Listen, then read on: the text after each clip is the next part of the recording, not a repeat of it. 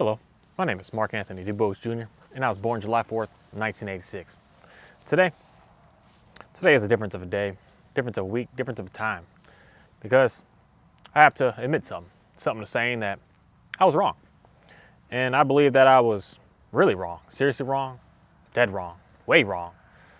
And just wrong in a way of not really just knowing I was wrong, but not knowing I was wrong, and running into a situation of realizing that you are wrong. I've come to realize there's two ways about this on this planet, that sometimes you know you're doing what you're not supposed to be doing, and you're still just doing it. And then there's other things that you're doing, things that you know that you're not sure, you don't know, and you don't even know. I mean, you have zero idea, you have zero understanding. You just the information has never even been brought to you, but you found out that you are wrong. That's why for me, past couple of videos that I've been speaking about, where I've been saying my own self that I think I'm doing something wrong. Not really even like knowing that it's wrong, but just having this something in this world is telling me that what it is that I'm doing is not right, because I'm not, say, getting the results. And the results that I guess that I'm looking for is probably way different than what anyone else is looking for as far as results of knowing if I'm doing the right thing or not. It's not how many views or how many hours or how much I keep reading and rereading this Bible. Not any of that. It's something else that I'm looking and seeking for that no one is going to have a good understanding of, because I'm on a mission that I'm on a mission of. And I realize that's the main thing that I want to make sure that I am very, very clear about with saying to any and everybody, that what it is that I do and I follow as far as certain commands and rules and guidelines, it's not what everyone is supposed to follow. And in reality, I've come to realize, just doing some more reading and doing some more research and asking and praying about, bring me some different information that's going to lead me into the right path. And I believe that I found the right path, and I found the right answers, and I've got the right information now to be able to say that there's a time in a day that we lived on this land, that we were out here, we were doing what we were doing, and God put in, he went to Moses and he put into the people to help the people and guide the people, and he gave the people some laws, and he gave the people some commands, and the 10 Commandments. And he gave them these things to live by, to be able to be good with God. But then, right away, within not even several days after of getting all these laws and all these commands, the people have already failed. So it's not a way of saying that we aren't able to keep up with these laws. We aren't able to keep up with these commands. We never were able to the day that they were made, and we're never able to today on what it is that God is looking for us to do. His laws and his commands are perfect. And we as human beings are not going to be able to live such a perfect life. And that's why the whole concept of Jesus came around. And for me, and I was reading these stories and keep rereading and trying to figure out, like, Jesus does say, hey, keep the command, this commands. But in reality, Jesus came in a way of, there's just one word that really got to me, that I would just hear it and I'm just like, oh, that's what it is, without like really just sitting on it and thinking about it and just asking about it. And that word is fulfilled. That he came back, he didn't come to take the laws away, but he came to fulfill the laws. And I was always on the thinking in my brain of just like, well, that means that he came to basically like double down on it. As opposed to it being that he came to satisfy it, that we no longer are living under the reasonings and the means and the tryings of trying to do all that. That Jesus alone, as long as we have faith in Jesus alone, all of our laws, all of our commands are met. That we're no longer having to be about every single one and do about every single one. Because in reality, the whole reason that Jesus came was he did take some of the laws away with his sacrifice, because we no longer have these sacrifices that we have to do. And a lot of this information that I was trying to figure out is a lot about, like, even say the 10 Commandments. We got to follow the 10 Commandments to the T. It's like, granted, I can say yes to that, but in reality, you're not going to accomplish that. And if you are living by the laws, and you're going to die by the laws. And if you live by the laws, and you're not going to be able to complete the laws because the laws are perfect, that means you're going to die imperfect. That means you're going to hell. And that's just straight what it is. That you're so far away from understanding who Jesus is and who God is and what the Holy Spirit is all about, that you're living by these laws, expecting that these laws are going to be able to bring you something, anything.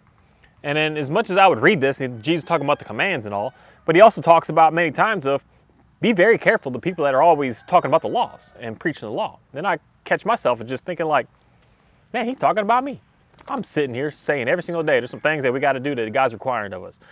I'm sitting here saying every single day that there's some stuff that You're not even going to understand and know who God is unless you're living by every single one of the commands. And I've come to realize that is not true at all. That is 100% false. And I am 100% false in everything that I've been saying till today. But in reality, there was a time that I was speaking this way before I started reading the text too much. And I started reading it too much that I started doing what it is that all these Pharisees and all these people were doing. It was like, oh, see, right there, right there, right there, right there, right there. And said, you got to do this or else. And the or else is you're never going to do it. You just are not going to. No one in this Bible has done it. No one, not a single person. Well, I could say Jesus, but that's not a human being straight person. That's not the same as me. It's not the same as you. It's something completely different. And we can't compare ourselves to. We can try to be like, but we can't say we're on an even playing field here. We're not. It's like a kindergartner playing basketball compared to a professional NBA player. This professional NBA player is going to be able to do some things that this child is never even going to be able to dream of, never even be able to think about doing. Jesus is able to do some things that we could never even comprehend. We just can't, we would never be able to fathom what it is that he's able to do. And he's the only one to be able to be and do such a thing of being able to complete the law, fulfill the law, and live by the law. And that's the whole reason and why he died, was to make sure that we are also complete in that law, that we don't have to be about that and do about that and think that if I'm not on all of that, that I'm not able to be saved and be in the good graces of God. Because in reality, it's the opposite effect here. That the more that you try to live by the law, the more that you try to stick by the commands, the more that you think that that's the only way, the more that you're pushing yourself further and further away from God. Because you're not giving him the credit due what it is that he's done for us. You're not giving him the understanding of realizing what his sacrifice was all about. You're basically saying that sacrifice is no good. That's trash. I don't believe it. I don't want it. I'm going to go live by these commands. There was a time in the day that, yes, those commands were something that we needed to pay attention to, but then times changed and things moved along and we're here now today. We're here today with different information, with different stuff, with different timeline of where we are and what we're doing out here. That, again, we didn't create this. We didn't make this. We're just living in it and moving along with what it is that we're supposed to be doing out here. And what it is that we're supposed to be doing out here is something for me to really be able to try to get the information out to everybody, is just figure out what it is that you need to do. That for me, the laws are, you don't just not pay attention. You do not pay attention to command. You don't go out and murder. You don't go out and steal. You don't go out and slander. You don't go out and lie. You don't go out and do any of that. But if you do that, doesn't mean that you cannot have and don't understand of knowing who Jesus is. But the big thing is, there's some of it that is going to affect you more in your life than it's going to affect me in my life. There's some things that are in the laws that are going to be able to do for you and yours. There's some things that everyone doesn't do the same thing. Everyone isn't a preacher. Everyone isn't a prophet. Everyone isn't an apostle. Everyone isn't anything and any sort of thing out there that we could possibly have. We all aren't doing the same mission, the same thing. But there is one thing that I would say that a follower of Jesus is going to do, is spread the name and keep on going and keep on pushing it. That is kind of like a duty that I would say is required of every single one to do. But how you do it, it's up to you. And the ways that you're able to get out to be able to do it is up to what it is that you're all about.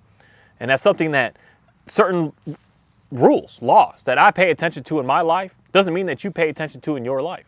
Certain things that I do are able to help me because of what it is that I've done and where it is that I've gone and what season of life that I'm in to be able to pay attention to. When it tells me not to this, I'm just going to stay away from that because it might be slowing me, it might be hurting me, it might be damaging me now. But later on, it may not be such a thing. So there's certain things that I wouldn't be a person to sit here and tell you don't this and don't that and don't this, when for you, it's for you to figure that out, what it is that you need in your life. Don't copy and do what it is that I do, because it's not going to be able to fulfill you in your life. Only Jesus is going to be able to fulfill you. That's why he said, I fulfilled the laws, I fulfilled the commands. So when you go to him, when you go to God, when you go to Jesus, when you believe in him, when you put all your faith in him, that's when you are going to be able to understand what it is that you should and shouldn't do, where it is that you should and shouldn't go. It's going to open up what it is that you're all about. It's going to bring to you what it is that you should focus all of your time and all of your energy on. That's what's going to happen to you. And for you, you're an individual and you have a specific job, a specific task that you have to do. Don't do what it is that I do. Don't do what it is you see someone else doing. Because the more that you try to do what you see someone else doing, the more that you're going to fail and you're going to stumble, and it's not going to be real. It's going to be completely false. It's going to be something that is just manufactured, made up. And when you're doing that, you could do it for a little bit. And for a little while, you can make happen with trying to see and trying to do and be about what other people are doing. It's going to look good, but you're going to run into a stumbling point. you're gonna get a blockage. You're not gonna be able to succeed because you're gonna keep on speaking and keep on saying something that just isn't right for you. And I feel like for me, that's something that has happened to me, that I hit a stumbling point. That not that I didn't know what to say anymore, but it seemed like what I was saying was not the right thing. So I hit a stumbling point of like, I don't want to talk. I don't want to speak. I don't want to say anything. I don't care how much that I can say that I can so-called get in trouble for, or I'll get down. Get in trouble for God, me not spreading his message, not saying anything. I just decided that I don't want to speak because I don't want to speak something wrong that I don't understand. And in reality, that's what I really come to find out with the more research and the more I really start to just ask and pray some more, looking for some more answers. Is I'm saying something wrong, and the right people want me to say the wrong stuff, but I don't want to be here to say something for some people and to try to make you feel good and say something right. But in reality, what I was speaking is not something in that route anyways. But the main thing is I want to make sure that I'm saying something that can be look back on it and say, yep, that is what it is. Because there's something here in the book of Mark. The book of Mark is an interesting book, which is neat because it's just my name. But when I really started looking more at this and talking about these commands and talking about this stuff, it's something that just really got in me. So here I want to read something in the 10th chapter of the book of Mark. In the 17th verse, it says, As Jesus started on his way, a man ran up to him and fell on his knees before him. Good teacher, he asked, what must I do to inherit eternal life? Why do you call me good? Jesus answered, no one is good except God alone. You know the commands. You shall not murder. You shall not commit adultery. You shall not steal. You shall not give false testimony. You shall not defraud. Honor your mother and father. Teacher, he declared, all these I have kept since a boy. Jesus looked at him and loved him. One thing you lacked, he said, go sell everything you have and give to the poor, and you will have treasure in heaven. Then come follow me. At this, the man's face fell. He went away sad because he had great wealth. Jesus looked around and said to his disciples, how hard is it for a rich man to enter the kingdom of God? The disciples were amazed at his words, but Jesus said again, children, how hard is it to enter the kingdom of God? It is easier for a camel to go through an eye of a needle, for someone who is rich to enter the kingdom of God. The disciples were even more amazed and said to each other, who then can be saved? Jesus looked at them and said, with man, this is impossible, but with God, all things are possible. I'm just going to stop reading that. Because that's the main thing is, I was reading this and reading it in the wrong way. Because this guy is sitting there saying, because the whole concept, just to change, just the understanding that I know today. He's saying, how do I get into the kingdom of heaven? And this guy's, and Jesus lists basically all the commands outside of God's one true God, Sabbath day, things like that. And this guy is saying, I followed all these commands. And then Jesus is still saying to him, even though you follow all these commands, you're still lacking in something. And for him, just having a dialogue with the person when he can see the person, he knows about the person, he's going to bring up one thing that's just, he knows that person is failing at. And we get stuck on the whole, give all your stuff and you should be broke and you should be poor and give it all away and that then God will be able to appreciate you and love you. No, he's talking to a specific person here about the concept that he could see a flaw that he has on one of the commands that he's not fulfilling, which is more likely say a flaw in that, since he didn't say God is your number one. He basically is poking holes at this guy saying, see, you're looking at all your material possessions as great and as glorious, and you're missing and lacking the God is all that you should be focusing on and paying attention to. And that's what Jesus is poking at here. He's poking at this guy saying, I see you doing all this, but you're going to fall short, so that's not how you're going to do it. And then he says, how can we? His disciples ask, dang, man, this guy's done all this, and then we give up all our stuff. Like, who is able to? He says, in reality, nobody. And nobody's going to be able to, because none of you are perfect. But Jesus says, in reality, I'm perfect, and I'm the one. I'm able to. And following me, and leaning on me, and understanding me, and having faith in me is what's going to be able to give you the everything you need to have the eternal life. Not the way that you could do all your commands and store up all this stuff and do all this stuff. That's not going to bring you anywhere. It's not going to do anything for you. So no matter how many times that you could sit there and say, I'm going to live by all the laws, I'm going to live by all the commands, there's something that Jesus is going to look straight at you and say, I'm poking a hole in you right here. You got to do all of it perfect, all the way up and down. Live by the law, die by the law, and you're going to be judged by the law. You got to do it all up and down and perfect, pristine. If you have a little bit issue anywhere, you're in sin, and you have no way to be able to what do you call atone that sin. You have no way, because the old ways of sacrificing animals and all that is gone. So you have no way to be able to repent that sin that you're doing. So you're gonna have something that you're not working with, and that's the whole reason and why and the purpose of who Jesus is all about. Why God had to come to sacrifice himself to do something so that we no longer have to do such a thing. And that's very interesting on how I used to read this and how I really understand it today. That Jesus isn't saying you have to all these commands. He's saying you're gonna fail, dude. Watch, and then he poking holes in you to say this is what's going on with you, to just prove to you that what you're doing is not right and it's not going to work.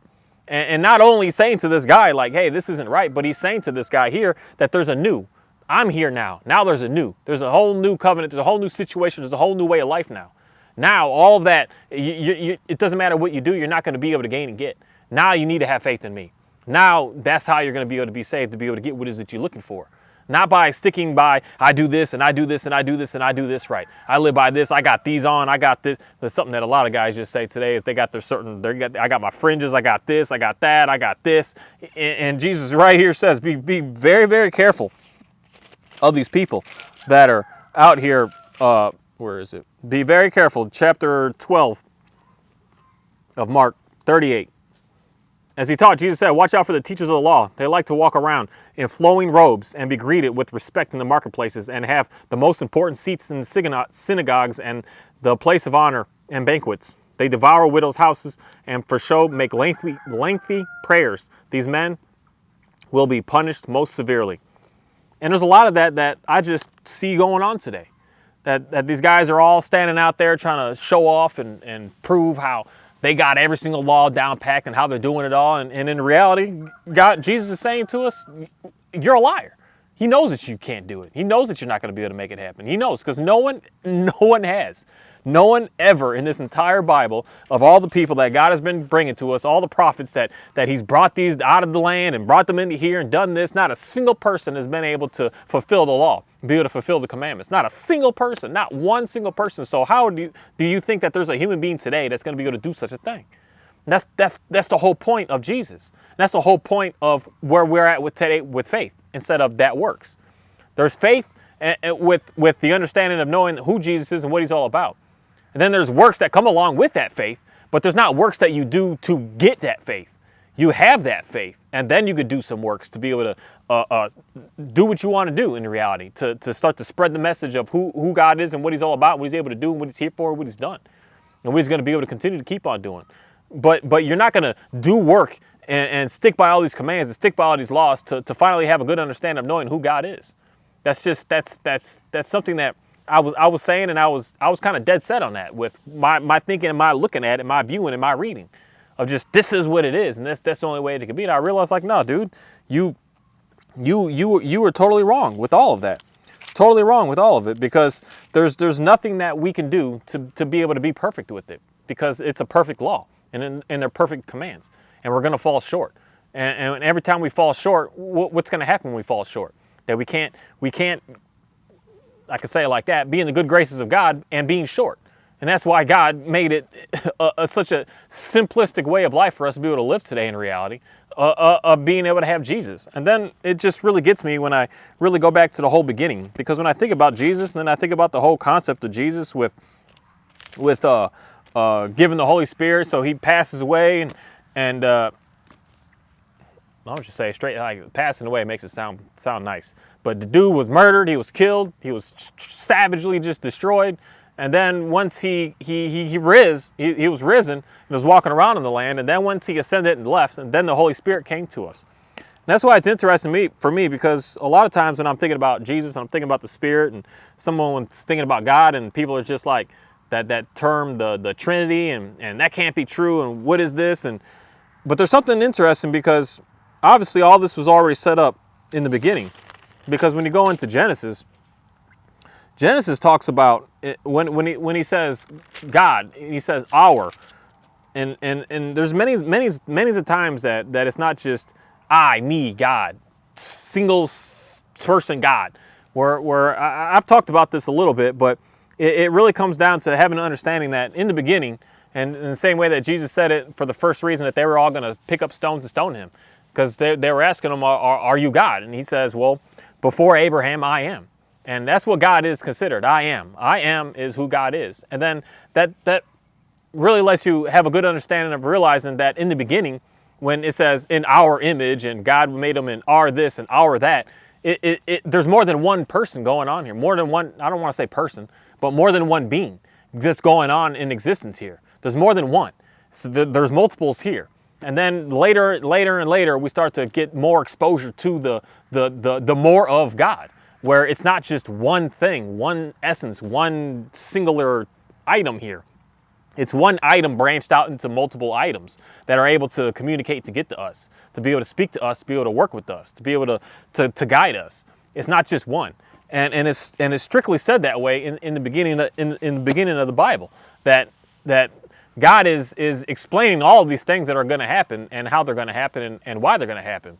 And it's a very interesting thing, because it's set up in a way that we have a chance to be able to say succeed at this game, as opposed to just playing it and never able to actually be able to win. That we in a way do get unlimited lives to keep on doing what it is that we're doing, to keep on going and keep on being and keep on cruising and keep on living and keep on just making happen what we need to make happen out here. That there's a time that it wasn't set up like that. There was a time before that you mess up. And there's a time that God has done that to people, that they messed up and he just killed them right then and there instantly. Didn't give them a chance to even like speak through a rebuttal. He didn't give them no debate, no nothing. He just said, you were wrong, you're gone. There was times that it was like that. But then Jesus came and changed some stuff up, because God realized that some of what was set up, not saying that, I say this and I know people just going to challenge that with just like, well, that means that he didn't know what was going on. No, it just means that the way that the world was before compared to today is different.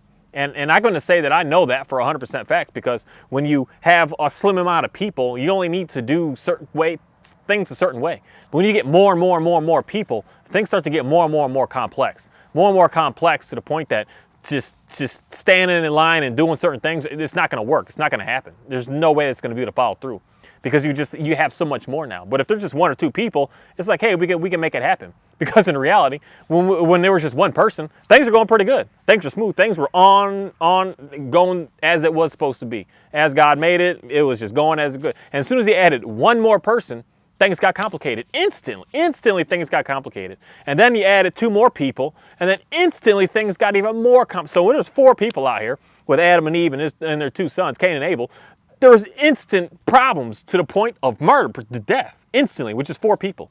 Imagine four people, then we turn into 4,000 people, then we turn into 400,000 people, then we turn into 4 million people, then we turn into 4 billion people, then we turn into where we're at today of like 8 billion people. Things are going to change. Things are going to have to keep on evolving to make sure that as we keep growing and doing what we're doing, that we're going to be able to manage, be able to maintain, be able to do what it is we need to do out here. And it's a very interesting concept, very interesting thing, that the laws and the commands were in place for Adam. They were there. They were already there. They were in him. They were in his heart. He understood. He knew what he needed to do, and he stuck to it. But then as soon as he added a second person, it got all messed up already. And that's something that we are all always going to have until the day this earth is no longer around. That we're not ever going to be able to live by every single one of the laws and every single one of the commands. And we're not supposed to be doing that anymore. There was a day that we were supposed to do that. And that's why you can read all of the Exodus and Leviticus and Deuteronomy and Numbers and Judges and Daniel and all these books. You can go through all these books and realize and see how they stumbled every time. Like I tell you, you can't go a page without them. They were doing all right, and then they were wicked in God's eyes. They were doing all right, and then they were wicked, and then they were wicked, and then they fell off, and then they were wicked. It constantly kept happening because there was no way possible for them to be able to do such a thing.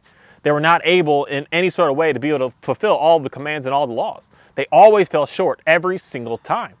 And then they just kept going and going and going and going and going and going, and it just got disastrous and just destruction.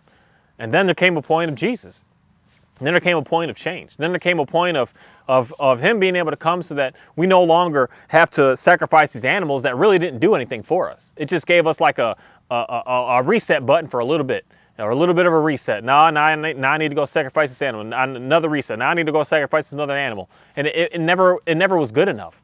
That's why we had to keep doing it over and over. That's why they had to do these huge things of 2 or 3 or 4 or 5,000, or I'll get down, 2 or 3 or 4 or 5,000 at a time of these animals, and having these parties and having all this stuff to try to please and appease God. And none of that in reality was able to do such a thing, because we would seriously like do that, and then we would just go right back to doing the same old things again.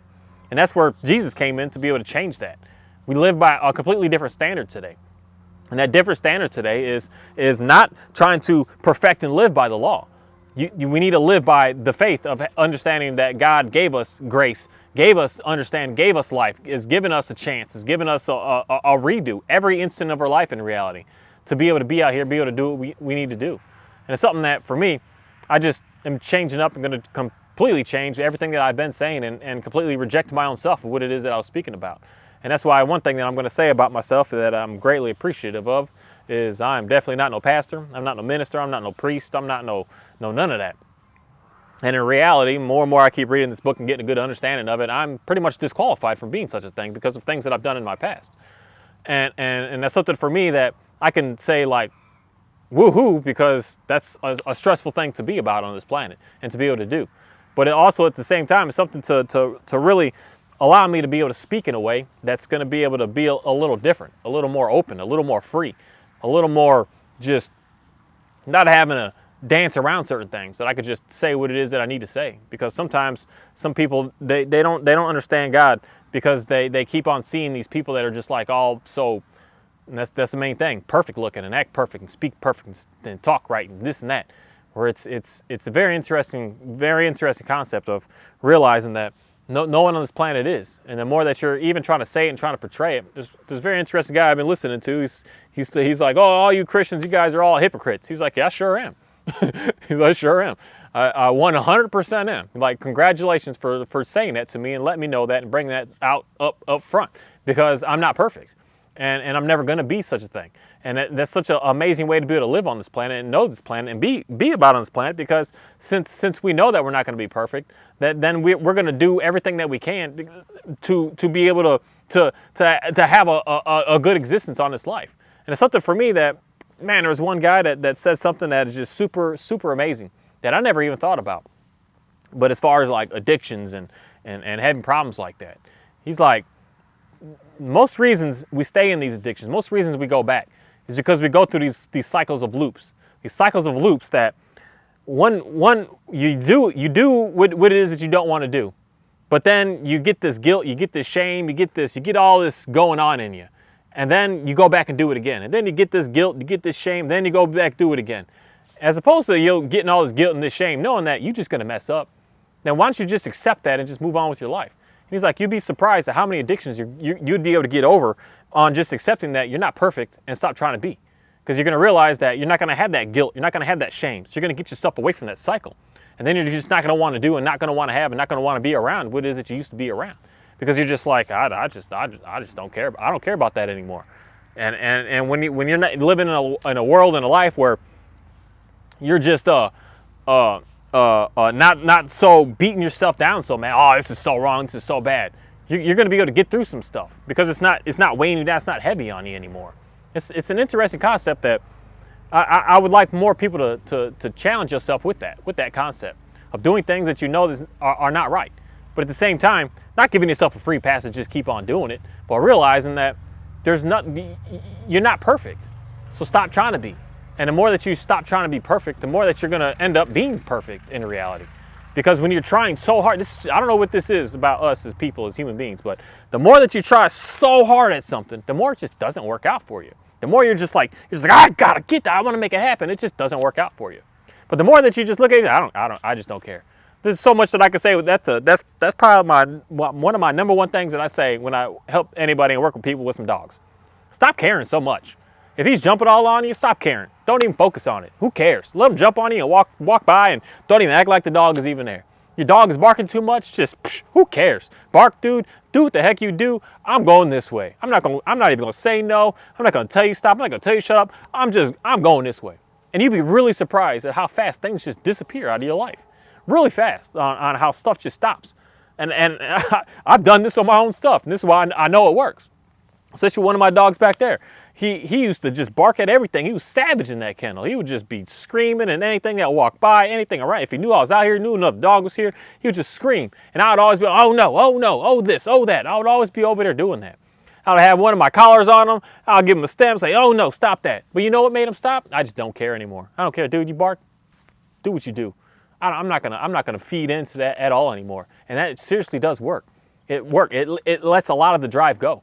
So when it comes down to something like some cigarettes, if I just smoke this thing, you know, I just do it. Who cares in a way? You just say it that way, and you just pick it up, and you're just like, this isn't gonna kill me. There's nothing wrong with this. At some point, you're just gonna, why am I even doing this? You're just gonna let it go because you don't have so much energy toward, you don't have so much passion, you don't have so much into it. You're not focused in it.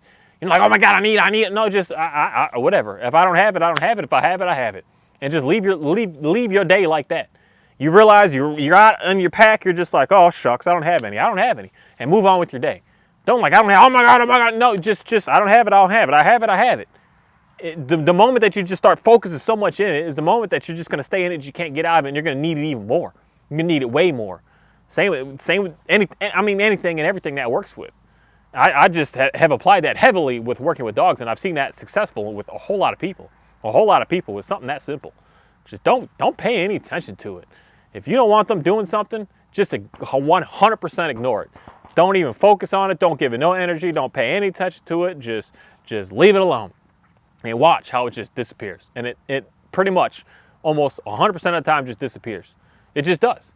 And that's something that goes on with a lot of people that are scared of things. You're scared of it. Stop. Don't even look at it. Don't even pay attention to it. Just get the heck away from it, and it just doesn't even matter to you anymore. When you just don't care, it's not going to affect you anymore. It's something for me that I've realized with seeing guys and girls out on the trails with what it is that I do and where it is that I go. When I look at it, I'm just like, I don't even care. It doesn't matter. You do what you do. I just completely ignore it. I completely move on, and I see a completely different a way of living, a way of being on this planet, as opposed to just being so focused in on it. It's something that I'm pretty sure that I was failing at with reading this Bible for a bit. I was focused so hard on, I got this command, I got that command, I got this, I got that, and I was focusing so hard on it that I was getting defeated because I couldn't possibly keep up with it. I was failing at it every single time in reality by just focusing so much on it. But then now I have a whole new way of life of living, of having an understanding of the faith of Jesus. Faith, Jesus, you got me. You're going to help me. You're going to guide me. You're going to be able to get me through this. I'm going to focus upon you, and all this other stuff, I'm just going to let it go. And then I'm realizing that a lot of this other stuff is just disappearing. It's just going to go. It's just going to leave me. It's not going to be around. It's not going to be able to have a place to be able to stay around me. It's going to be gone because I'm not focusing so much of my time and my energy on it. I'm not so focused on, oh, if I fail, oh, if I mess up, oh, if I this, oh, if I that. Because in reality, I am going to mess up. And when I mess up, I don't want to go down that whole cycle of like, oh my goodness, now this, all that, this is this. Now God's going to punish me because I did this wrong. No. Get the heck out of that. Get away from that. Don't ever get in a mindset like that, because that's in reality the mindset that I was in. I'd wake up in the morning already looking at what it is that I'm doing and saying something, and if I gave one of my dogs too much attitude one day, I was like, I told you to get down, stay down. And I was like, oh man, I was just too much. Oh, now God's gonna come and get at me. That's a horrible life to live.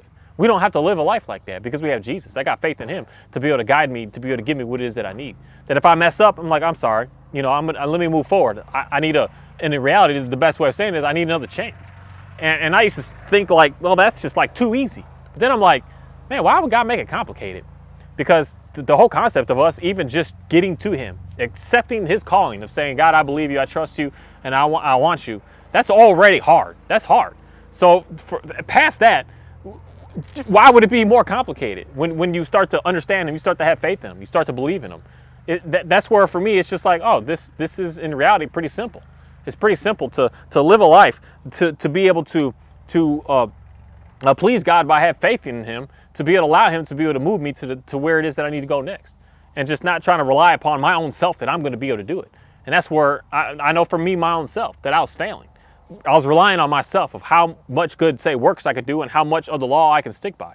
I'm relying on myself as opposed to just relying on God. I'm relying on myself. I need this right. I got to get over here, as opposed to just saying, God, you're going to be able to help me out. And something just changed, especially today on a very extended walk that I did today, that just really, really got in my brain. of just really understanding, man, I've been idolizing my own self again in my life, and realizing that I'm not getting what I want. I'm not, and that comes back to the whole concept of what I was saying before, is I don't think I'm doing something right. And something in me was already saying that. And to me, that's God pulling on me, saying, yeah, dude, you're trying to do the right thing, but let me guide you so that you can do the say better thing, as opposed to just doing some of it. And that's why for me, I'm very, very thankful for being able to be out here and be able to do what it is that I do, because it's something to be able to make sure that I can keep on growing and keep on getting better. Am I ever going to know this whole book and have it all understood? No, because it's perfect, and I'll never be able to understand and be able to do it. I'll never be able to live by it exactly as it is and be able to interpret every single thing about it in reality, and nobody will. And that's kind of I'm going to say an absolutely beautiful thing, because it takes a lot of the pressure off. It allows God to be able to do some things without me having to try to do it all. Because there is one thing that I do know that is a fact, that is in the book, is once we put our faith in Jesus and understand Him, God writes His book on us. He puts it in us. He gives us the information. We can live by the faith. We study it to understand it, yes, but in reality, the more that you're leaning upon God to help you, the more that He's going to be able to give you the correct information that you need. And if the information that you're running into situations where you're just like, I'm not sure and I don't know, that's where we got the book to read some stuff to be able to figure out more. But we'll never be able to read it and just accept it and understand it in reality. It's a small book, but there's a lot of words in this small book. There's really not a lot of words, but there's a lot of meaning and impactful messages in this small book. That the small book is multiple lifetimes of someone trying to just really get word by word, every single word down to what the heck is going on here. And that's where God helps us. He puts it in us. He gives us that. He brings something to us so that we can be able to understand Him more, be able to get closer to Him more, be able to praise Him more and rely upon Him more, as opposed to just relying on myself. I don't care how many times I read this book, I'll never understand it. And I need to rely upon God to be able to give me the understanding that I need. And that's something that I was definitely lacking in, and in reality rejecting for a while, thinking that I'm smart enough, because I even said this, I'm smart enough, I can read this book, I can understand it, and I could be able to know everything about it. And then I just got hit hard with, like, dude, I hate saying it like that, but I'm stupid in reality. I'm very, that might be the word, but ignorant is the best word I can use that I like. I'm very ignorant and very, very small-minded and very simple to think that I'm the one that's going to be able to understand all of this and be able to have it all memorized and have it all figured out. That's where God had to come in and in reality do something for me, to just inform me. Like, Mark, you wrong, dude. You wrong. And I'm thankful for that. I'm thankful for being able to realize that I could see where I was wrong and be able to move away from it. And I'm also thankful, I guess the main thing is being able to understand when I'm wrong. Know that something is not right here. Something going on that I'm just like, I don't know what's happening here for days and days. And in reality, for this past month, I've been like, I don't know if what I'm doing is right. And if I start running into that situation, that's where I'm going to say the Holy Spirit starts leaning on and getting into me, of saying, like, dude, you on the right track. No, I don't want to even say it like that, because the right track means you headed forward to that. But I'm in the right yard. I got the right yard. There's all these parked cars all out here, or all these parked, what do you call those things? Locomotives parked in this lot.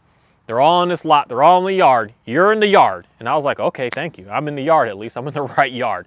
The other ones over there are for other stuff and other gods and other this. At least I'm in the right yard. And then God is just trying to get me to get on that right track, to get to the right direction. Because just being in the yard doesn't mean that you're headed towards that narrow gate to get to Him. It just means that you're in the yard, having a good understanding. And I'm trying to get on that track to get a good grasp of where do you want me to actually go with what it is that you're speaking. And today I feel like I'm finally getting queued up to be able to get onto the tracks, to be able to get onto that right path. And I've got a whole different level of understanding this past couple of weeks, to be able to get me to get, especially this past week, to get me on the path now. I'm no longer just in the yard. I'm no longer just floating out there, and I'm on it. For a while, I was on a path, on a track that was heading me somewhere in reality the opposite direction. I was headed there. I was speaking that, being about that, somewhere that was heading the opposite direction. And I got off that track. My car got broke, or my locomotive got broke down. I had to get towed back to the yard, and now I had to sit in the yard for a little bit. And now it's like, okay, we worked on you. Now let's get you on that right track. And that's where I see my life headed and going right now, with a different sense and a different understanding. Because I realized that something was wrong, and I accepted that, as opposed to just doubling down saying, no, I'm right. I read it right there. I can read it. I can read passages to make it say what I want it to say all day long. I can. And I'm going to say probably the biggest problem, the biggest issue with the Bible. And that's what I was doing. I was like, see right here, see right here, see right here, see right here. This is what it means, this is what it says, this is what's going down. I could have doubled down even more. But that was headed me in the wrong direction. Could have given me what I wanted in reality, more likely, probably. But not what I wanted for my future, for my overall, for my long term, for my foreverness, I guess I can say in reality, the best way of saying it. And that's what was going on with me. And I just had to get humbled, and thankfully no one else really even had to do it for me, to try to challenge me, that I just stumbled upon and fell in my own self. That's learning things for me to do, and learning things for me to keep on growing through, and learning things for me to really understand. Where I do know when things are going in the right direction and when things are not.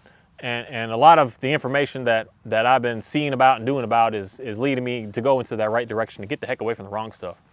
And something about that is just an absolutely wonderful thing, because it's got nothing to do with no angels and demons and none of that. It's got everything to do with believing in God and trusting in God and believing in Jesus and understanding the purpose of Jesus, and understanding the purpose of everything about that, so that we are able to live on this planet. And I have faith knowing that I'm going to be able to live on this planet and be able to do what it is that I need to do on this planet because of what God has done for me. And He's done that for me just because. He didn't have to, but He did. And it's something that is just a very interesting thing, a very interesting concept, very interesting situation, that I'm very, very thankful for that. And me being thankful for that is wanting to figure out how to be able to get more people to understand who God is. Thank you.